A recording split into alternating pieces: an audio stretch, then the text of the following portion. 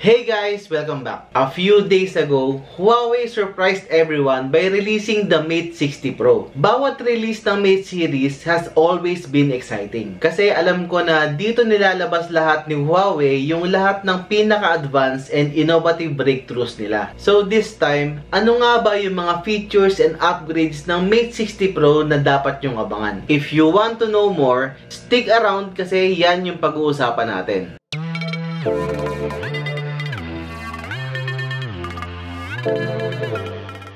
Before we begin, if you are someone that loves unboxing videos, tutorials, and informative videos like this one, please consider subscribing kasi nag-upload ako ng mga exciting and helpful videos regularly. Okay, so una nating pag-usapan yung design. Kung mapapansin nyo, medyo familiar yung design ng camera panel ng Mate 60 Pro kasi it's the same iconic space ring design that started with the Mate 40 Pro, Mate 50, and pati na rin sa Y90 na gamit ko ngayon. However, the front camera now comes in a triple punch hole design, which is a very unique approach kasi bihira lang yung may ganyang setup. The device is IP68 dust and water resistant, which for me is a must for a flagship phone. Meron tayong 4 color options: Yachuan Green, Baisha Silver, Nanua Purple, and Yadan Black. All of them has a dual tone finish. Pero yung green and silver variants both have glass backs, while the purple and black has a vegan leather finish. Now let's talk about the display. This phone comes with a 6.82-inch FHD Plus quad curved LTPO OLED screen with 120Hz refresh rate and 300Hz touch response. This phone has LTPO technology, and because of this, the phone's refresh rate can go from 1 to 120Hz depende sa screen activity mo. Also, you don't need to worry kung sakaling mabagsak mo siya kasi this display is protected by a second generation Kunlun glass, which offers an additional 1-fold increase in drop resistance. For the battery and charging speed, meron siyang 5,000 mAh capacity and an 88-watt charger, which I'm a bit disappointed kasi I was hoping na at least 100 watts siya. According to Huawei, mafu-full charge siya in less than 30 minutes. So if that would be the case, then okay na rin. Capable din siya ng up to 50-watt wireless charging and 20-watt reverse charging. For the software and connectivity,